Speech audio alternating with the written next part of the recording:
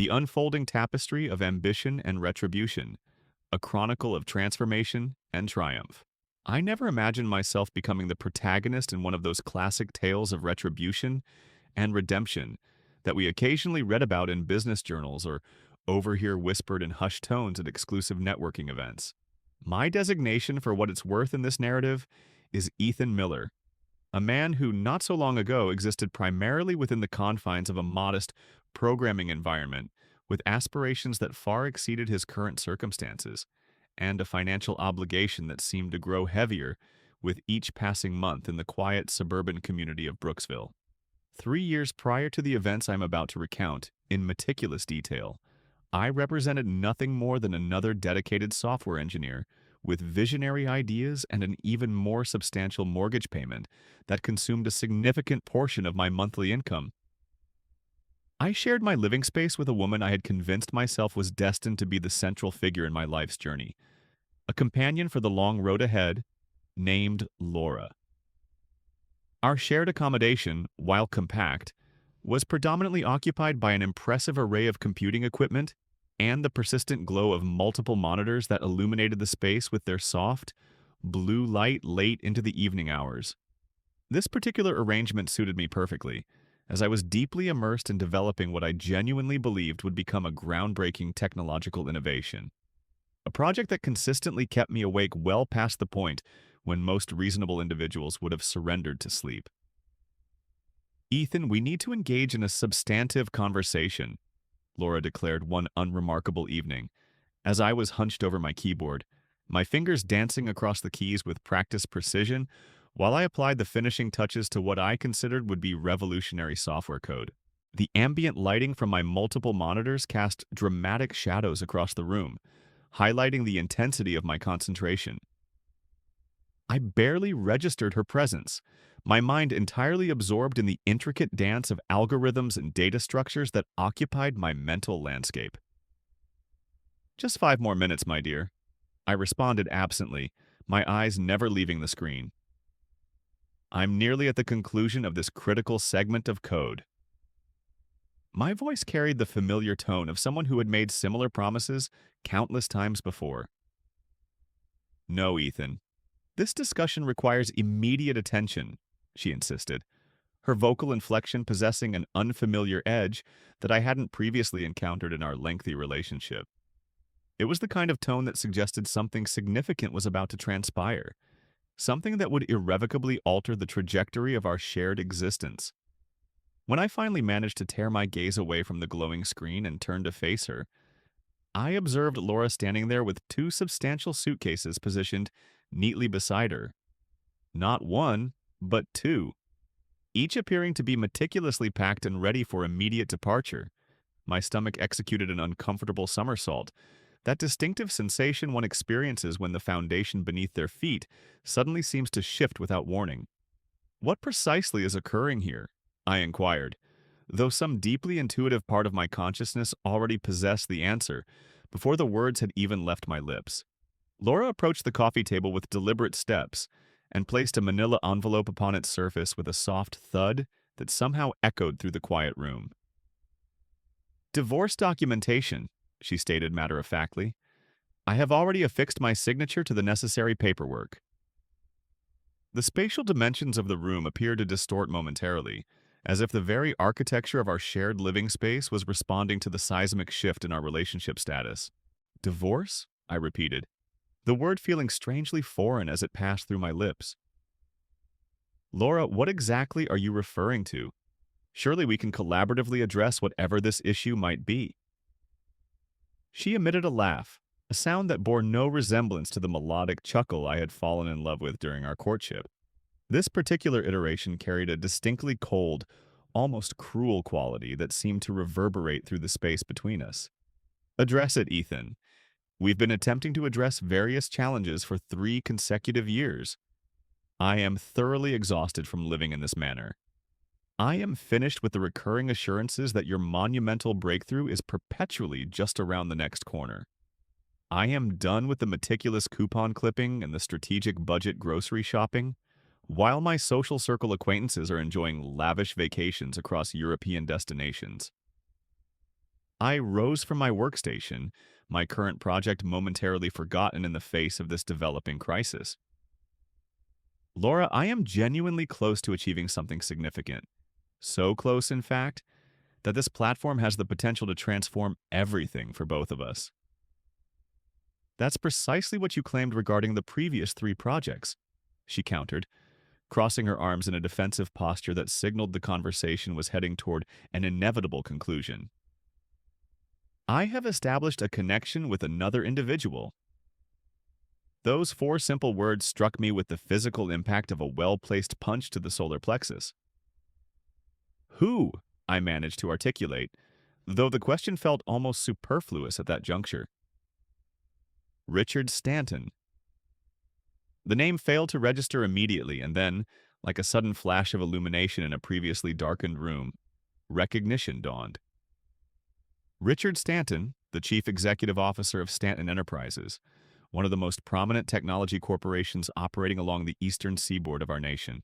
I had perused numerous articles detailing his professional accomplishments in various technology-focused periodicals, and I had even entertained dreams of someday presenting my innovative concepts to his organization. The Richard Stanton? I questioned, seeking confirmation despite already knowing the answer. She avoided direct eye contact, a subtle flush of color appearing on her cheeks. I submitted an application for an executive assistant position at his company approximately 6 months ago. I chose not to inform you about this opportunity because I was aware that you would interpret it as evidence of my lack of faith in your professional endeavors. 6 months? My vocal cords seemed to constrict, producing a sound that cracked with emotional distress.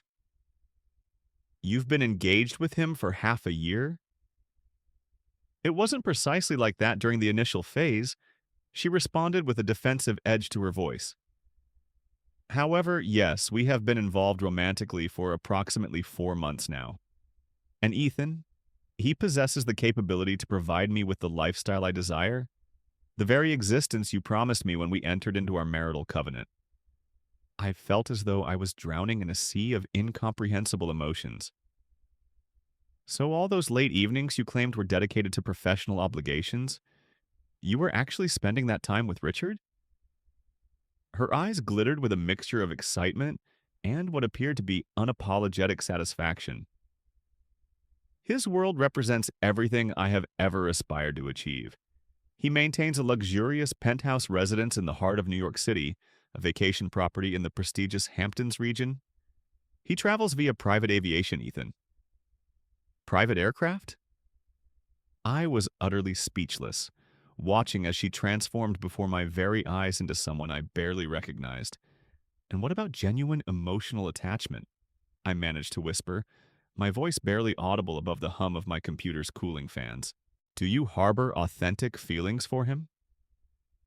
Laura hesitated for precisely the duration required to confirm the answer before she finally spoke. I am in the process of developing such sentiments. However, what I can definitively state is that I no longer maintain affection for this particular lifestyle. She gestured broadly around our modest apartment, encompassing the various technological components that represented my professional passion. I no longer derive satisfaction from observing you squander your considerable potential on impractical fantasies that consistently fail to generate tangible results.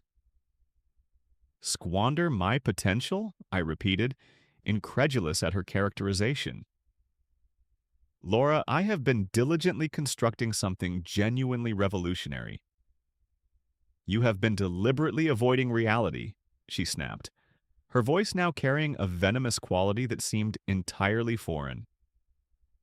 Truly successful individuals do not sequester themselves in apartments within communities like Brooksville.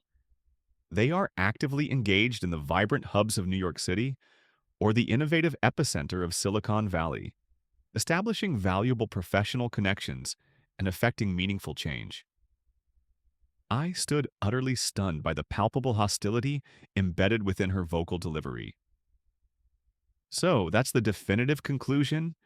After 5 consecutive years of marriage, you're simply walking away from our shared existence? Richard is currently awaiting my arrival downstairs, she announced, consulting the timepiece on her wrist with an air of finality. I shall be residing at his urban accommodation until the legal dissolution of our marriage has been formally completed. My legal representative will soon be in contact regarding the division of our shared assets, though there appears to be minimal property requiring allocation, does there not? The expression she directed toward me carried such profound contempt that it registered as a physical sensation of discomfort. "Laura, please," I implored, hating the desperate quality that had infiltrated my vocal delivery. "Grant me the opportunity to demonstrate the viability of my current project. The platform is nearly operational. I have scheduled meetings with potential investors commencing next week." "I have heard identical promises on numerous previous occasions, Ethan," she countered with an air of weary resignation. "And even if, by some extraordinary stroke of fortune, you do achieve success with this particular endeavor, it arrives too late for our relationship." She collected her suitcases with practiced efficiency.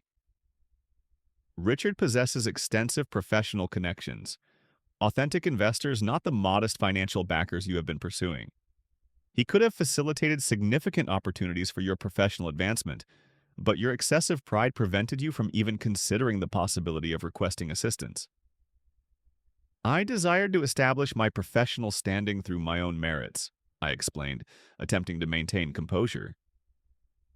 "And look where that determination has led you," she responded with a dismissive wave of her hand. "Where it has led both of us, to be precise." She shook her head with an air of finality. "Sign the documentation, Ethan. Do not unnecessarily prolong this inevitable conclusion." As she approached the entrance to our shared living space, a disturbing realization crystallized within my consciousness. "Did you disclose information regarding my platform to him? Specifically, did you reveal details about the proprietary algorithms I've been developing over the past several years?" Laura paused, her back still oriented toward me. "Richard expressed interest in the concept. He posed numerous questions. I may have shared certain details." The sensation of complete betrayal washed over me in successive waves. Not only was she departing our relationship to join another man, but she had potentially compromised years of dedicated professional effort.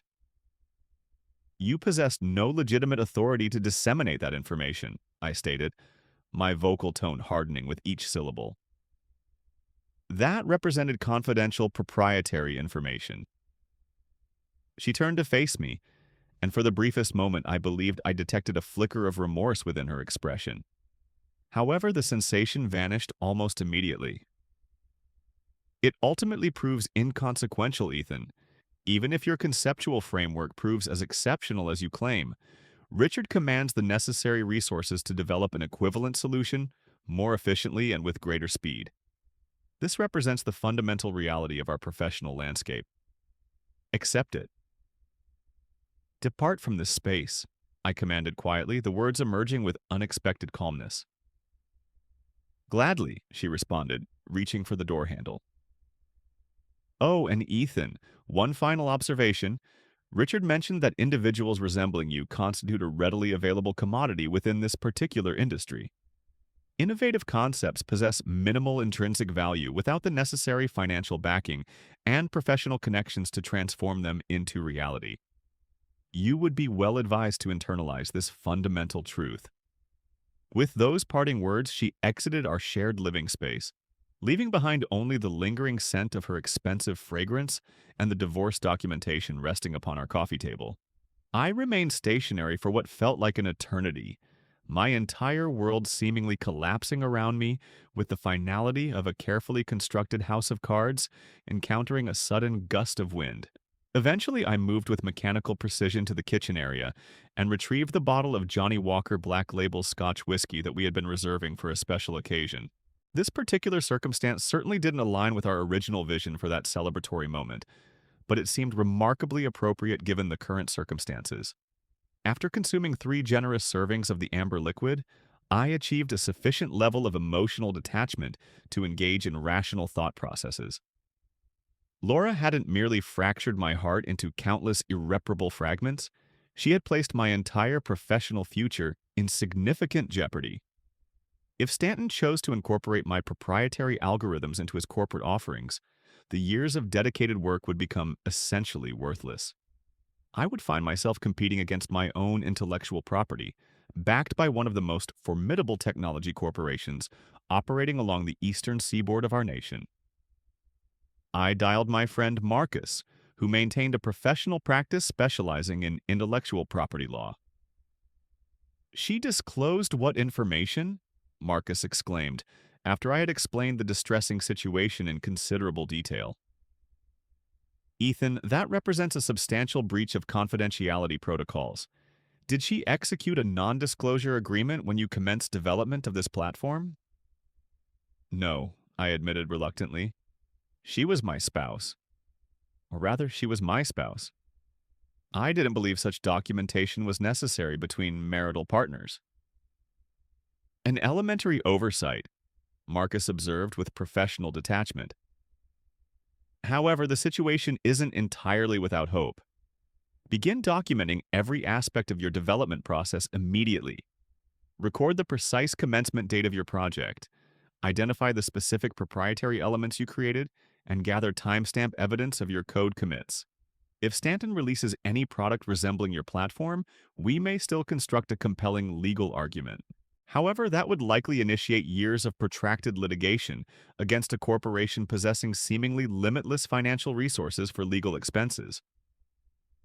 "One challenge at a time," Marcus advised with reassuring professionalism.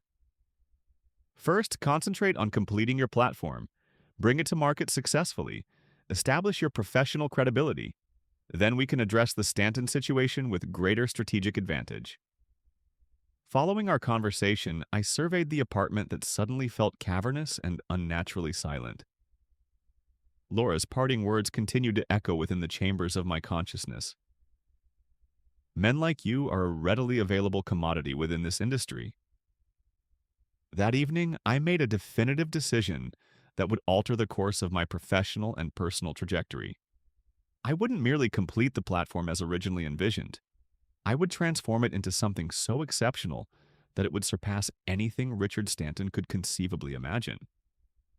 And then, with methodical precision, I would ensure he experienced the consequences for taking my wife and attempting to appropriate my professional future. The following morning, I awoke with both a pounding headache and an unshakable determination that burned with the intensity of 1,000 suns. The divorce documentation remained untouched upon the coffee table, awaiting my signature. They could wait. I possessed far more pressing matters requiring my immediate attention. On the fourth day of what had evolved into a coding marathon, fueled by righteous indignation and copious amounts of caffeine, my doorbell emitted its characteristic chime. A courier in a professional uniform delivered a package bearing the distinctive insignia of Stanton Enterprises. Inside, I discovered a check for the sum of $50,000 accompanied by a condescending letter acknowledging conceptual similarities between my work and their forthcoming platform. I stared at the check, feeling fury rising within my chest like a rapidly expanding balloon. $50,000. That represented Richard Stanton's valuation of my years of dedicated professional effort. That constituted the price he assigned to stealing both my intellectual property and my spouse. I tore the check into countless tiny fragments, creating what resembled colorful confetti. Then, I seized my mobile communication device and initiated a call to James, a potential angel investor I had been cultivating for some time. "James," I stated when he answered, "I am prepared to demonstrate the platform to you tomorrow morning, precisely at 9 o'clock." 2 days later, I found myself seated across from James Wright, a veteran technology investor renowned for his willingness to take calculated risks on unconventional startup ventures. I had worked through the entire night to prepare the demonstration, pushing myself beyond the boundaries of exhaustion to ensure that every feature operated with flawless precision. "So, Ethan," James began after we had exchanged the customary pleasantries, "Laura won't be joining us for this meeting? She typically participates in these discussions." I had deliberately refrained from disclosing the details of my marital dissolution to most of my professional contacts. "No," I responded, clearing my throat. We are currently separated. The separation is quite recent. James raised an eyebrow in a gesture of professional curiosity. I'm sorry to hear that unfortunate development. Not recent enough, I added with a touch of dark humor. However, this personal matter will not adversely affect the project. If anything, I am now more committed than ever to ensuring its success. I see, James observed, studying my expression with practiced scrutiny. Well, let's examine what you've developed. I launched into my presentation, explaining in meticulous detail how my predictive analytics platform possessed the capability to process unstructured data with unprecedented speed and accuracy compared to any existing solution currently available in the marketplace. As I demonstrated the software's capabilities, I observed James' interest visibly intensifying with each successive feature I revealed. "This is remarkably impressive, Ethan," he stated when I concluded my demonstration. However, I've heard rumors circulating within professional circles that Stanton Enterprises is developing a comparable solution, with plans to launch within the next quarter. My heart sank momentarily. Richard was moving with unexpected speed. Mine is superior, I declared with unwavering conviction, and I can provide empirical evidence to support this claim. How might you accomplish such verification? James inquired with professional curiosity. Grant me access to a representative dataset, I proposed. Any dataset will suffice. Allow me to demonstrate the platform's capabilities in real-time processing. James considered this request thoughtfully before retrieving his mobile communication device. After a brief telephone conversation, he arranged for his administrative assistant to transmit a substantial dataset from one of his portfolio companies. Customer behavior patterns that had proven exceptionally challenging to analyze effectively using conventional methodologies. Show me what you can achieve with this particular information, he challenged. I imported the data into my platform, established the necessary parameters, and allowed the sophisticated algorithms to process the information. Within minutes, previously obscured patterns began to emerge, clear correlations and predictive insights that would have required weeks of manual analysis using traditional methods. James leaned forward in his chair, his eyes widening with professional interest. That's truly remarkable, he acknowledged. This represents merely the initial demonstration, I explained. With appropriate financial backing, I can expand the platform's capabilities even further. By the conclusion of our meeting, James wasn't merely interested in the project, he was genuinely enthusiastic. I'm prepared to offer $2 million in seed funding for a 15% equity stake, he announced. However, I require your commitment to act with extreme urgency. If Stanton manages to reach the market before you, they will likely dominate the sector. I give you my solemn assurance, I promised. Additionally, James, I require something beyond financial investment. I need strategic connections. I need introductions to the appropriate professional contacts, not merely for business development purposes, but to establish a recognizable professional profile. I want the technology community to understand precisely who is responsible for this innovative platform. James smiled with genuine appreciation. That, Ethan, might prove even more valuable than the monetary investment. Consider it a guaranteed outcome. As I departed his office clutching the signed term sheet, I experienced a sensation I hadn't felt since Laura's departure, something remarkably similar to hope. And accompanying this hopeful feeling was something else entirely. The initial stirrings of a strategic plan that extended far beyond mere professional success. A carefully constructed scheme designed to reclaim everything Richard Stanton had appropriated from me, piece by piece. Over the subsequent 3 months, I scarcely departed from my apartment, except for essential meetings with James and his extensive professional network. I formally renamed the enterprise Miller Analytics, incorporated the business entity in the state of Delaware, and assembled a small but exceptionally talented team of developers who could assist in refining the platform's capabilities. The divorce proceedings concluded with minimal complications. Laura displayed no interest in claiming any portion of our modest shared assets, apparently confident that her future with Richard would provide everything she required. I signed the legal documentation without thorough examination, already focused exclusively on the professional challenges that lay ahead. 6 months after Laura's departure, Miller Analytics launched at the prestigious TechCrunch Disrupt conference to overwhelmingly positive reviews. James had provided invaluable coaching regarding my presentation style and assisted me in cultivating a more polished professional image. The rumpled t-shirts and 3-day growth of facial hair had been replaced by tailored shirts and a more refined appearance that maintained an aura of authentic startup culture while projecting professional competence. 3 major clients signed agreements immediately following the demonstration, visibly impressed by the platform's capabilities. By the conclusion of the conference, we had generated a substantial waiting list for our beta testing program and attracted interest from several prominent investment firms regarding our Series A funding round. And then came the news we had been anticipating with professional curiosity. Stanton Enterprises announced a delay in the launch of their analytics platform, citing unspecified technical challenges. The industry rumor mill suggested their algorithms were failing to perform as expected. I understood precisely why.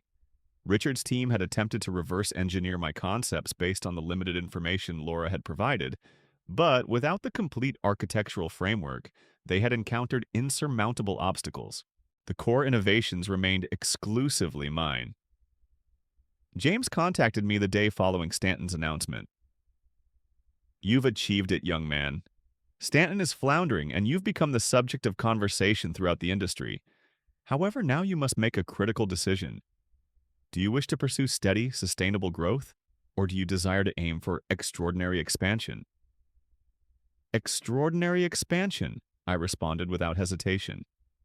"I want to establish a presence in New York City."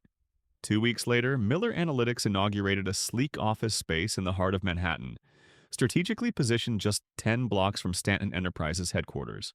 This location represented a deliberate choice. I wanted Richard to be constantly aware that I was now operating within his professional territory. I became utterly consumed with growth, working relentlessly while encouraging my development team to push beyond their perceived limitations.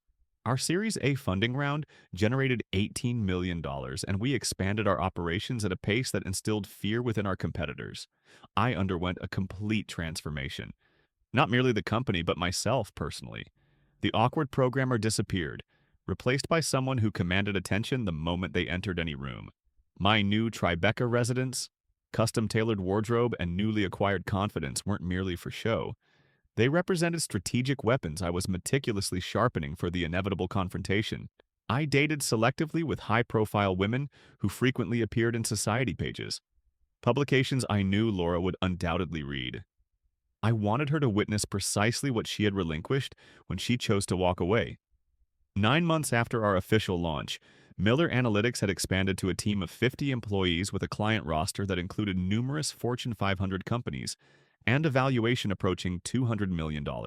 We were directly competing with Stanton Enterprises for major contracts and securing victories more frequently than not.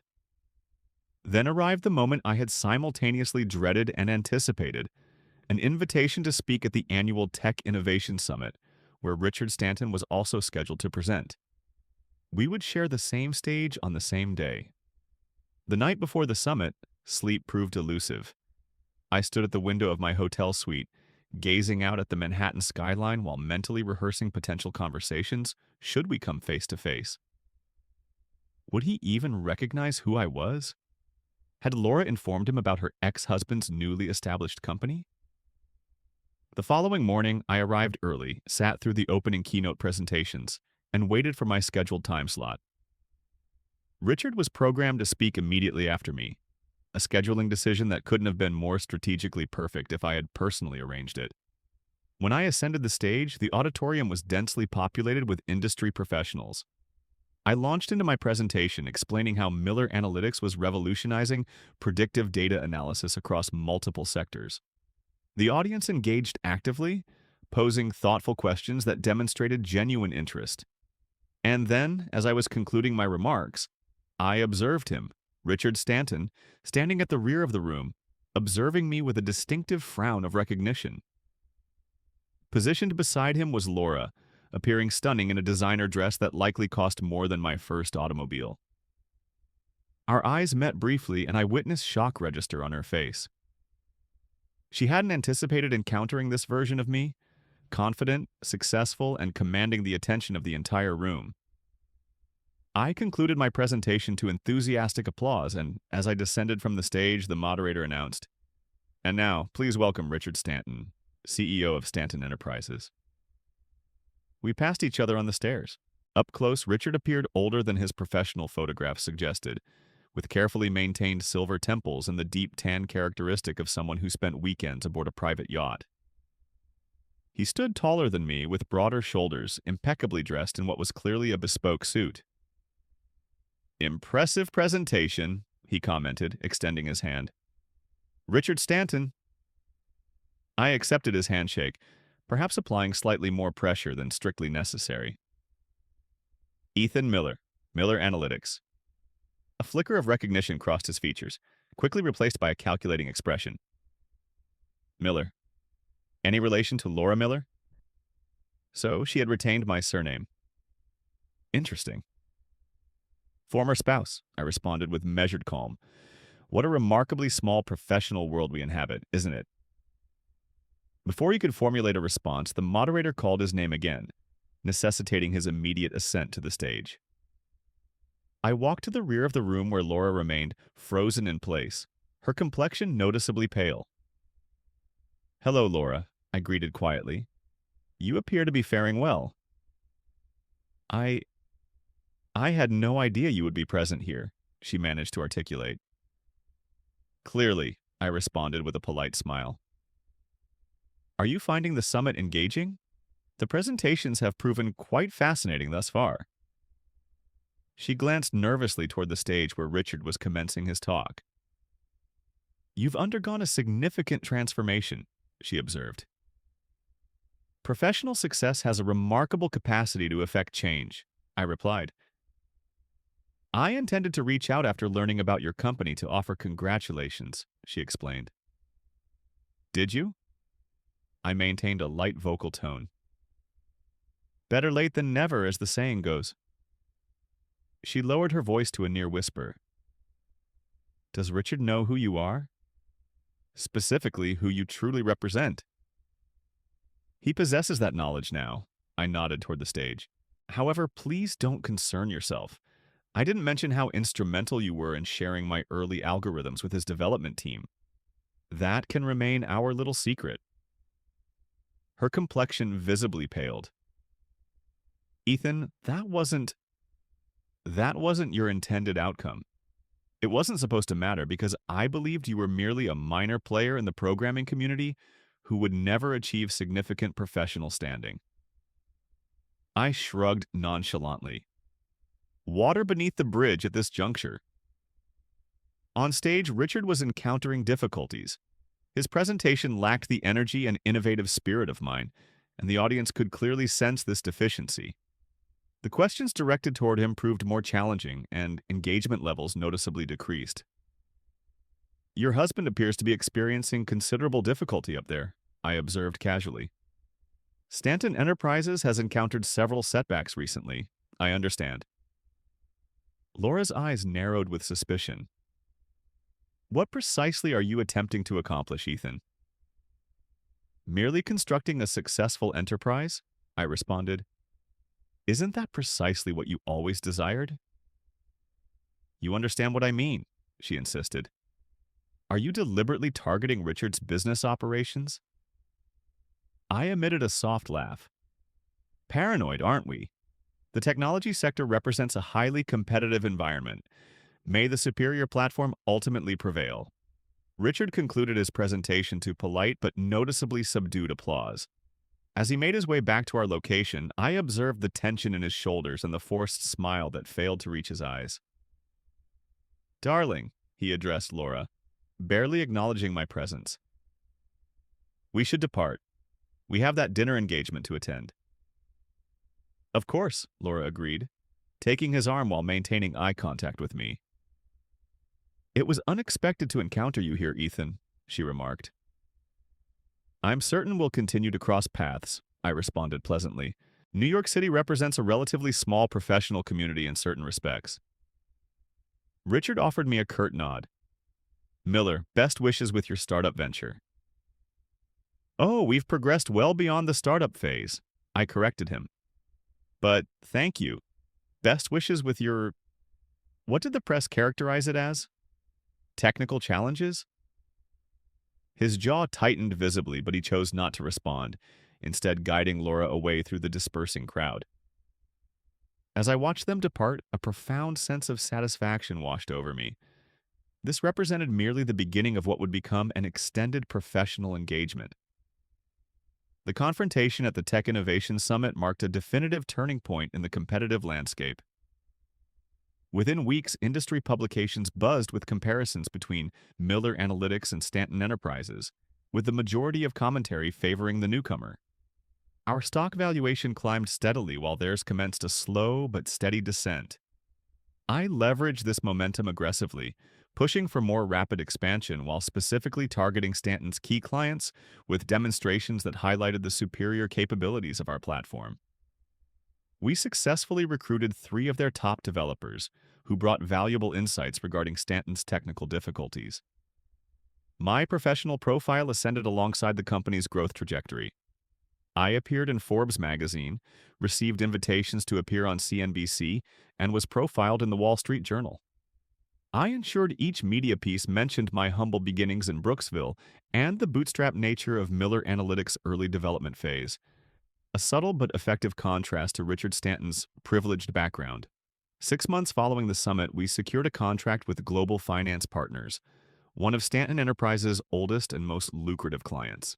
When news of this development broke, our stock valuation surged by 15%, and I received a text message from an unknown number. This isn't a game you wish to continue playing. Withdraw your efforts immediately. I preserved the number but chose not to respond. The threat merely confirmed what I already suspected. Richard Stanton was experiencing significant professional pressure. 2 weeks later, I attended a charity gala hosted at the Metropolitan Museum of Art. As I navigated through the sophisticated crowd, champagne flute in hand, I spotted Laura standing alone near a Greek statue, appearing visibly troubled. "A penny for your thoughts," I offered, approaching her with casual confidence. She started slightly at my unexpected presence. "Ethan, you seem to be appearing everywhere these days." "It's that kind of professional environment," I responded with a knowing smile. "Richard isn't present this evening," she explained, taking a delicate sip of champagne.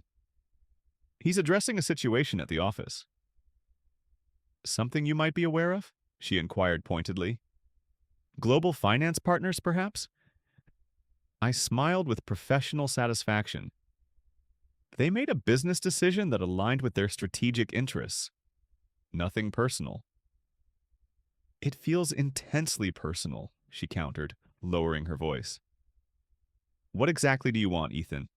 Is this entire situation merely about revenge?" "This is about building the most exceptional company possible," I explained smoothly.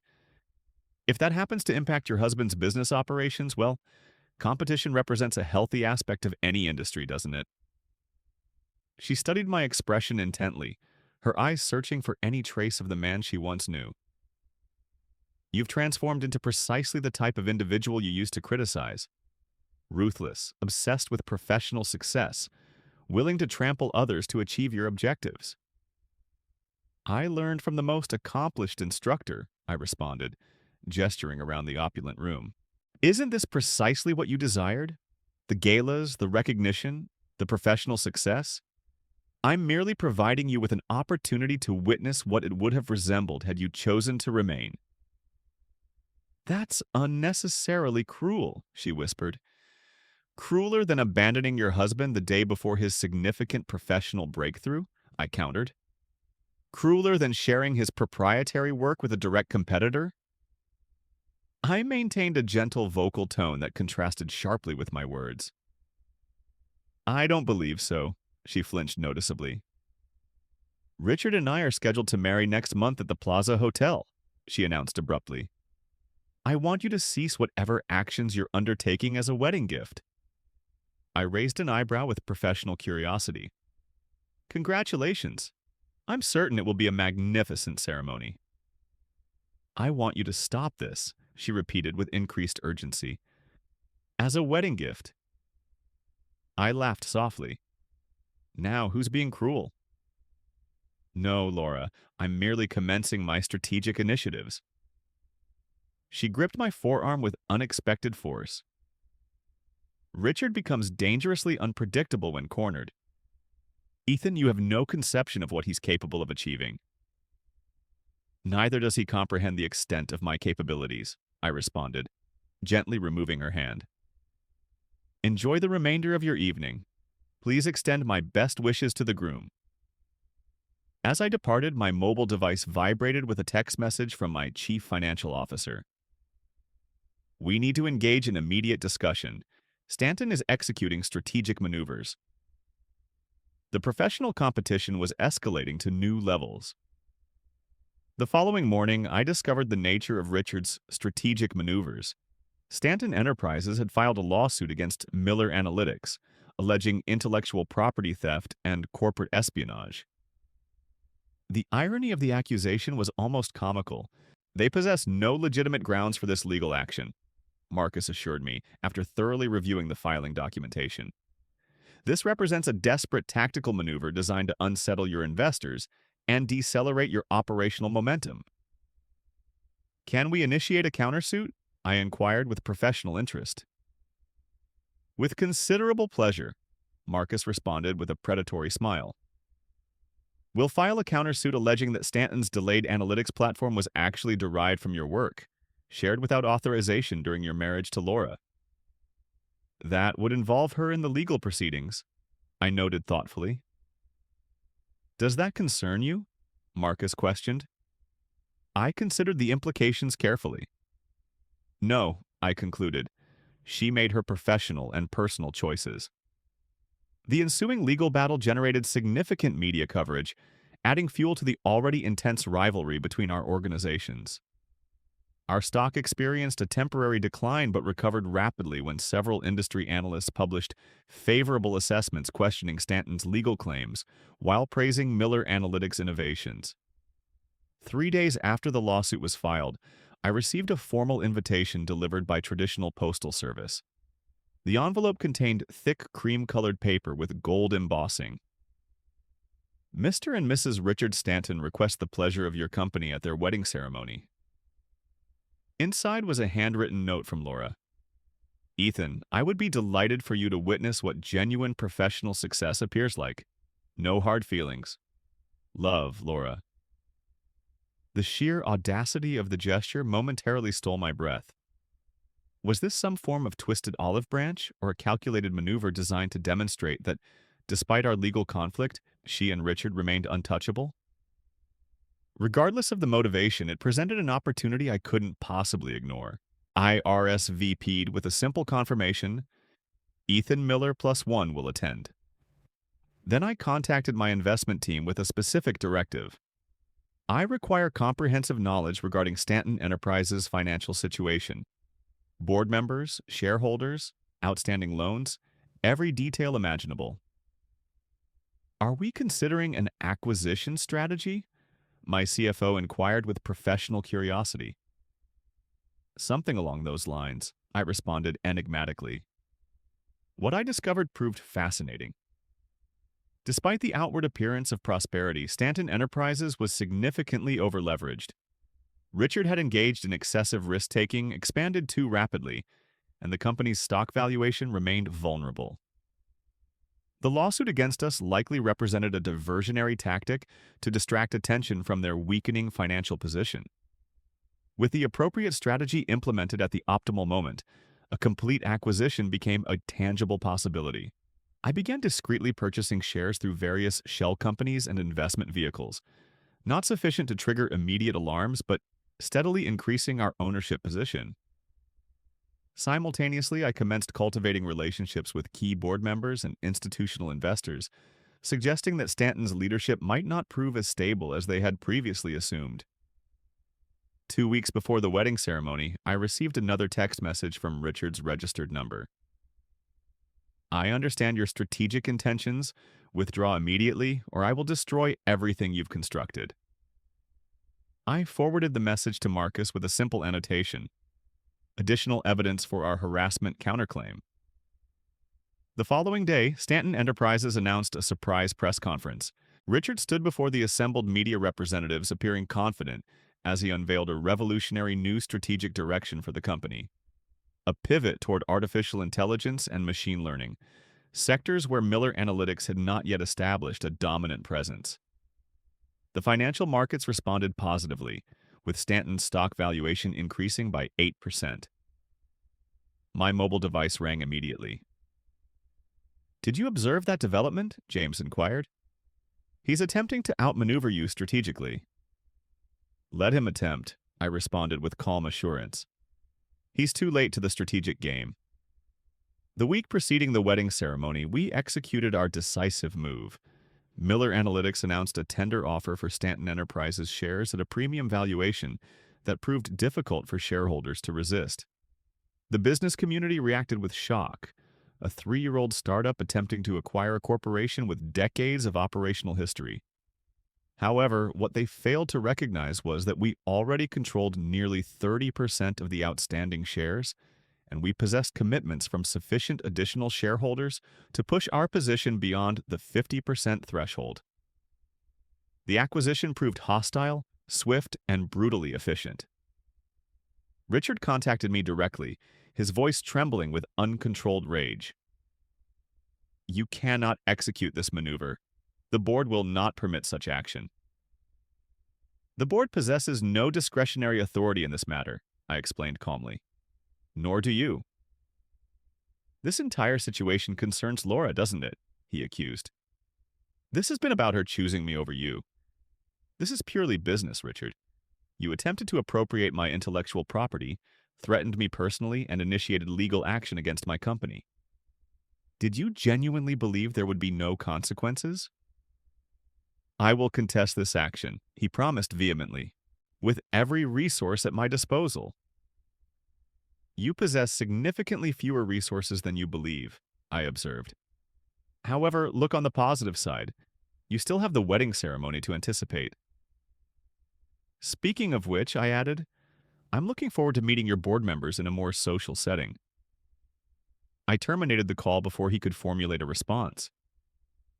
The timing wasn't coincidental. I wanted Richard distracted, off balance, and publicly humiliated immediately before his significant day.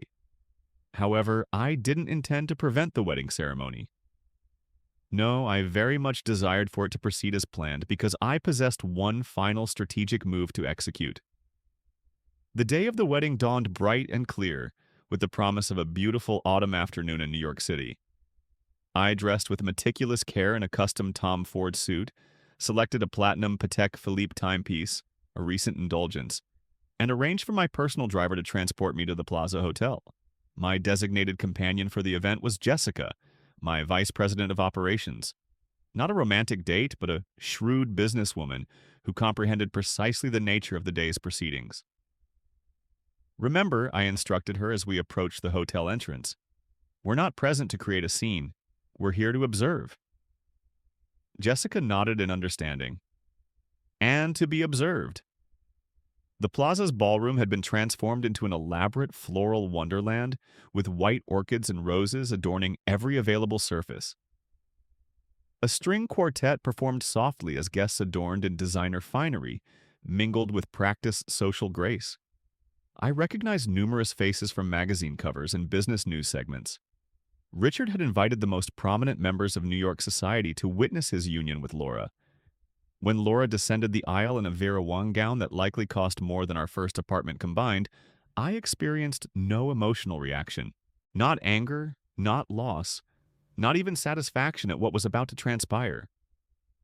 Instead, I felt a curious sense of detachment, as though I were observing a cinematic production about someone else's life.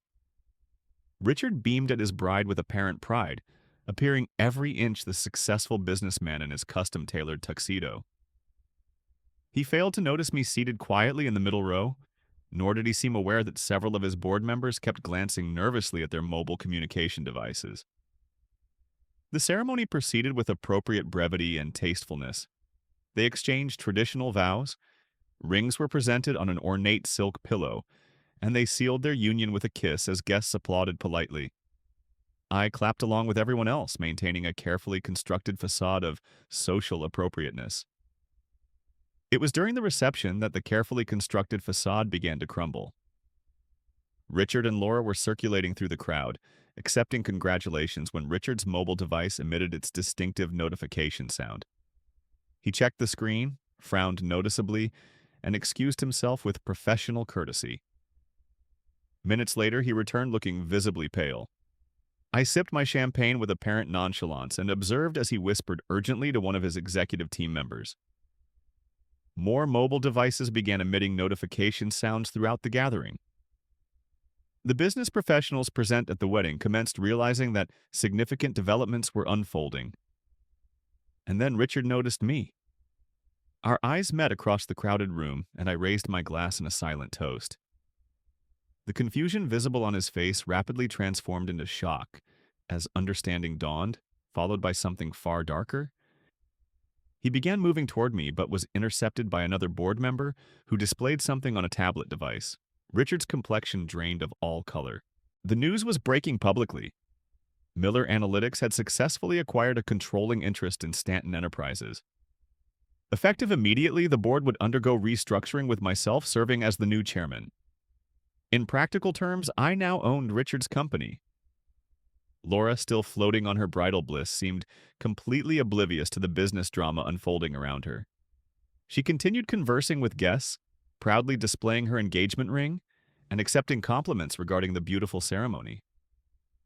I decided the moment had arrived to offer my personal congratulations. "Laura," I greeted, approaching her with a warm smile. "You look absolutely radiant." She turned, and the shock visible on her face proved priceless. "Ethan, I didn't anticipate your actual attendance." "And miss your significant day?" I responded with practiced charm. "Never." I kissed her cheek, inhaling the same expensive fragrance she had worn the day she departed our shared living space. "Marriage represents a serious commitment," I continued, "almost as significant as professional business dealings." Her eyes narrowed slightly with suspicion. "What precisely are you accomplishing here, Ethan?" "Really?"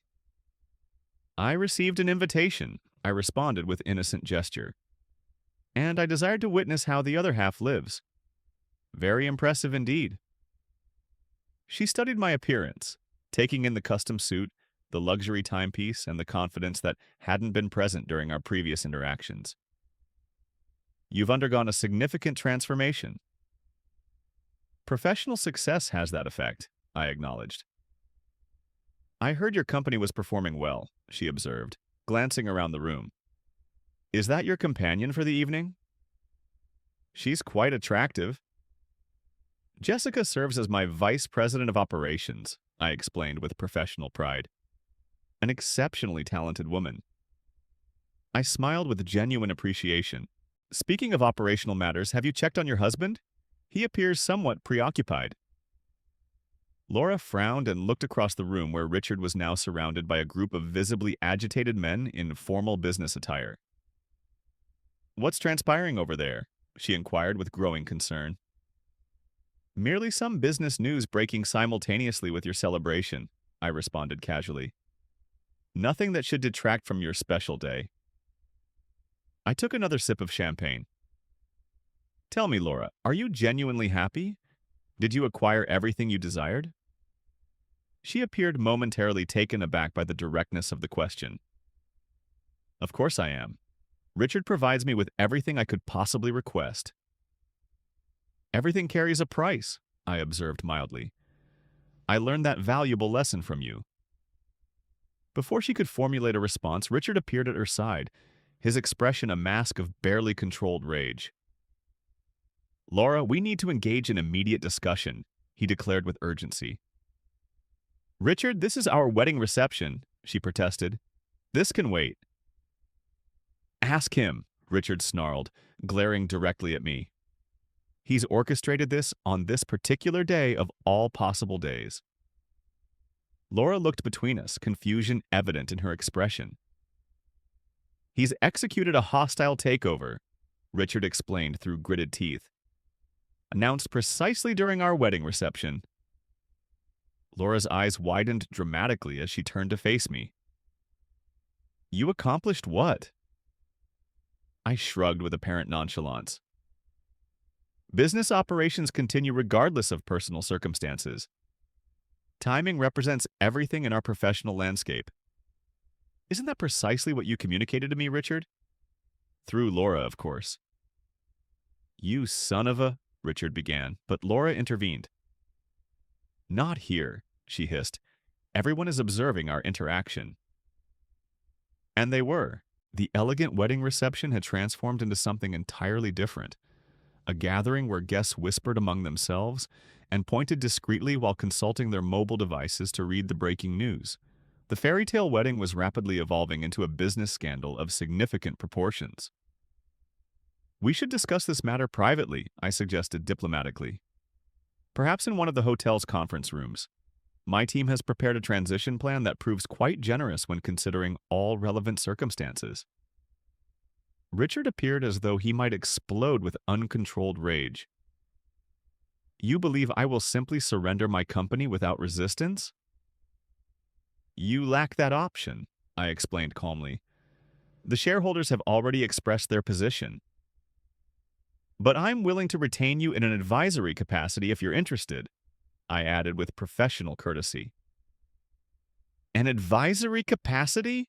He repeated incredulously. At my own company? My company now, I corrected him. Though technically it belongs to the shareholders, and they've lost confidence in your leadership capabilities. Laura stared at me as though she had never encountered me before. Ethan, how could you execute such an action on this particular day of all possible occasions? How could I? I responded with a soft laugh. Laura, you departed my life for this man the day before I secured the funding that altered my professional trajectory. You shared proprietary information regarding my platform with him, and then you possessed the audacity to invite me to witness you marrying him. Did you genuinely believe I would simply sit back and applaud? Richard's eyes narrowed with suspicion. What proprietary information? Laura, what precisely is he referencing? He demanded. A flash of guilt crossed Laura's expression. It wasn't precisely like that, Richard. I merely mentioned his project in passing. She provided you with sufficient information that you incorporated elements of my technology into your latest analytics platform, I explained. Not enough to replicate it entirely, but sufficient that your legal team should have raised intellectual property concerns. Richard turned to Laura with growing suspicion. Is this accurate? I might have described certain aspects of his work, but I didn't believe... You didn't believe it mattered, she stammered. I completed the thought for her, I continued, because I was merely a minor player in the programming community with grand aspirations, correct? A nobody from Brooksville who would never achieve professional significance. The color drained from Laura's face. That's not fair. Life rarely proves fair, I observed, straightening my tie with deliberate precision. Now, if you'll excuse me, I should mingle with my new board members. We have substantial matters to discuss regarding the future of Stanton, though perhaps I should now refer to it as Miller Stanton Enterprises. As I turned to depart, Laura grasped my forearm. Ethan, please wait. Might we engage in private conversation? I looked down at her hand, then back at her face. I believe we've articulated everything requiring communication. Please, she whispered with unexpected vulnerability. 5 minutes. Richard was already being drawn away by his increasingly frantic team, too distracted by the business catastrophe to notice his new bride slipping away with me. I followed Laura to a small balcony adjacent to the main ballroom. The New York City skyline stretched before us, its lights twinkling in the early evening darkness. State whatever requires articulation, I instructed, maintaining a respectful distance. Laura took a deep breath. I regret how our relationship concluded and for my statements on that day. Which portion? I inquired. The section where you characterized me as a professional failure or the part where you betrayed my trust by sharing my work with your new romantic partner? She winced visibly at my precise recollection. All of it. I was unhappy, Ethan. I felt trapped in a life that appeared to lack forward momentum. And now, I observed, are you satisfied with the life you selected? She glanced back toward the reception where chaos continued to unfold. I believed I was, until the financial security and professional influence became threatened, I noted with professional detachment. Fascinating how that phenomenon operates. That's not equitable, she protested. I didn't marry Richard exclusively for his financial resources, she amended her statement. I raised an eyebrow with professional skepticism. Not solely for his financial standing, she clarified. He represented stability, professional establishment. He understood precisely what he desired and possessed the means to achieve it. And I believed you lacked that clarity. You possessed dreams, Ethan, she continued. Beautiful aspirations, but dreams fail to cover monthly financial obligations. I gestured to my appearance. Does this presentation appear dreamlike to you? Miller Analytics currently maintains a valuation exceeding $1 billion. We employ 300 individuals and now own Stanton Enterprises. Laura studied me with newly acquired respect. I didn't anticipate such rapid professional advancement. When I learned your company was performing well, I don't know what I believed. That you had achieved moderate success, that you had finally launched your modest project. I shook my head with professional disappointment. You never genuinely believed in me, Laura, not at a fundamental level. That's inaccurate, she protested. I supported you for years until a more advantageous opportunity presented itself. I leaned against the balcony railing with practiced ease. Why did you extend the wedding invitation? What represented the genuine motivation? She looked away with apparent discomfort. I'm uncertain. Perhaps I desired for you to witness my happiness. Maybe I sought closure. Or possibly, she admitted quietly, I wanted to demonstrate my new life to you, to validate that I had made the correct decision by departing our relationship. I nodded with professional understanding. I didn't anticipate this particular development. She gestured vaguely toward the reception hall. What occurs now, Ethan? Now, Richard possesses two strategic options, I explained. He can engage in a futile battle to maintain control of his company, or he can accept my generous transition package and depart with his dignity partially intact. And us? She inquired with unexpected vulnerability. What becomes of our relationship? I studied her for an extended moment, the woman I had once loved more than anything in the world. The woman who had shattered my heart and inadvertently set me on the path to my current professional standing.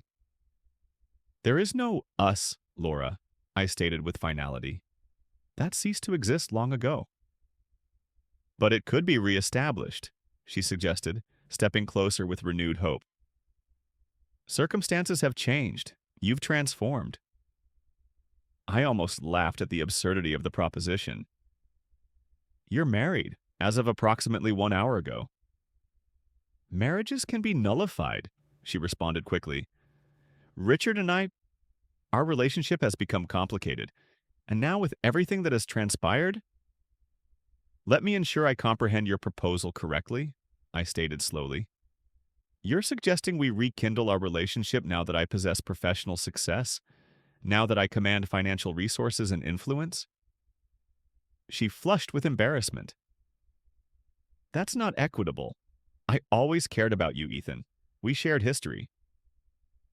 History proves insufficient, I concluded, straightening to my full height.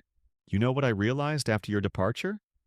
that I deserve a partner who maintains faith in my abilities during challenging circumstances. Someone who recognizes my potential even when I cannot perceive it myself. I made an error in judgment, she whispered with genuine remorse. We all commit mistakes, I acknowledged, and then we live with the consequences. I observed the growing desperation in her eyes as she realized I wouldn't offer an escape route from the mess her life had suddenly become. What am I supposed to do now? She inquired with genuine concern.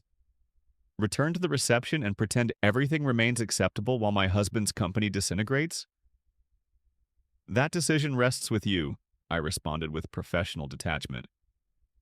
However, if I were in your position, I would begin considering the implications of a prenuptial agreement. Richard's net worth has recently experienced a significant reduction. You're deriving pleasure from witnessing our suffering, she accused with growing emotion. No, I responded with complete honesty. I believed I would experience satisfaction, but I don't. I merely feel liberated. Laura's eyes filled with tears. I never intended to cause you pain, Ethan. I simply desired more than what our shared existence provided. And now you possess more than you anticipated, I replied. Farewell, Laura. I walked back into the reception to discover it in complete disarray. Richard was nowhere to be found, likely whisked away to an emergency meeting with his legal team. Guests were departing in large numbers. The celebration effectively concluded. Jessica located me near the bar. Mission accomplished, she observed. I nodded in agreement. Let's depart from this venue. As we headed for the exit, a commotion near the gift table captured my attention. Richard had returned, his complexion flushed with what I assumed represented a combination of rage and excessive alcohol consumption. Miller, he shouted, pointing in my direction. You believe this concludes? You think you've achieved victory? The remaining guests turned to observe the unfolding drama as he advanced toward me with unsteady steps. Richard, please, Laura pleaded, attempting to restrain him. Not here. Let's depart immediately. He shook her off with unnecessary force. No, I want everyone to comprehend the nature of the individual you're associating with, the type of person who would ruin a wedding celebration out of spite. I maintained my position as he approached. I believe you've consumed sufficient champagne, Richard, I observed calmly. Perhaps you should heed your wife's advice. My wife? He laughed bitterly. The woman who was so impressed by your modest computer program that she couldn't wait to share details with me. He turned to Laura with growing suspicion. Did you know he was planning this? Were you complicit in this scheme? What? No, Laura responded with visible horror. Richard, please. Because it appears remarkably convenient, he continued, his voice rising with each word. You depart from him, disclose information about his project, and then, surprise, he appears as a billionaire and appropriates my company. The accusation hung in the air like a physical presence. Several guests gasped audibly. That's sufficient, I stated firmly. You're embarrassing yourself in front of your bride. You don't dictate what constitutes sufficiency, Richard responded, lunging forward suddenly and grasping the lapels of my suit jacket. You've taken everything from me. Security personnel were moving toward us, but before they could intervene, Richard swung wildly, his fist connecting with my jaw. The impact proved more surprising than painful. His inebriated state prevented him from applying significant force. I stumbled backward but maintained my balance. The room fell silent. Does that provide you with satisfaction? I inquired quietly, straightening my tie with deliberate precision. Richard stood there, breathing heavily, the fight seemingly having departed from him. 2 security guards took hold of his arms. Don't concern yourselves, I instructed them. I won't pursue legal action. It remains his wedding day, after all. Laura rushed to Richard's side, her expression a mask of profound mortification. I'm deeply sorry, she stated, though it remained unclear whether she was apologizing to me or to the assembled guests. Ensure your husband receives appropriate care, Laura, I advised.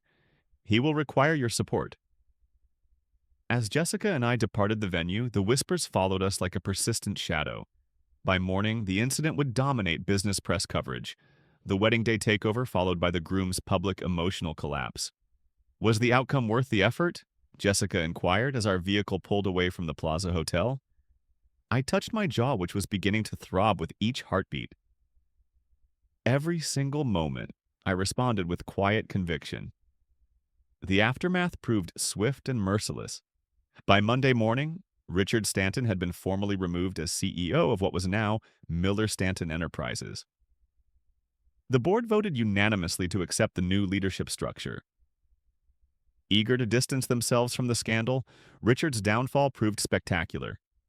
His scathing interviews on financial news networks only served to portray him as unstable.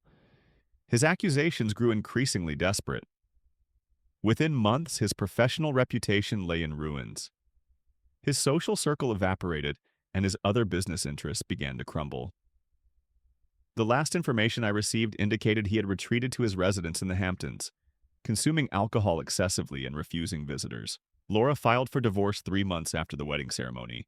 The prenuptial agreement she had signed significantly limited her financial settlement, and without Richard's substantial fortune, she disappeared from the social scene entirely. Rumors suggested she had returned to her hometown, her dreams of luxury and social status permanently shattered. As for me, Miller Stanton Enterprises flourished beyond even my most optimistic projections. The predictive analytics platform that originated in my modest Brooksville apartment was revolutionizing how businesses operated globally. The company that nearly perished in that humble setting now employed thousands of individuals. Occasionally, I would receive messages from Laura, attempted reconciliations, expressions of regret, requests for assistance. I never responded. Some bridges once burned cannot be reconstructed. At my subsequent board meeting, someone inquired whether we would ever remove the Stanton from our company name. Never, I responded with a knowing smile. It's crucial to remember our origins and the destinations of certain individuals. The journey from heartbreak to professional triumph had been arduous but ultimately rewarding. I had learned a valuable lesson, that sometimes the most effective form of retribution isn't some elaborate, meticulously planned scheme requiring months of preparation. Sometimes it's as simple as listening carefully to what people say and genuinely believing them when they speak. Laura had articulated with absolute clarity exactly who she was and what our relationship represented within her personal framework. I simply decided to concur with her assessment without reservation. She declared that I possessed no authority, and now, within the context of her life, I genuinely possess no influence whatsoever. And within the framework of my existence, she similarly holds no power or significance. And when this philosophical realization combines with professional success and the companionship of loyal colleagues, it constitutes what I would describe as a rather happy conclusion to an otherwise challenging chapter in my personal narrative.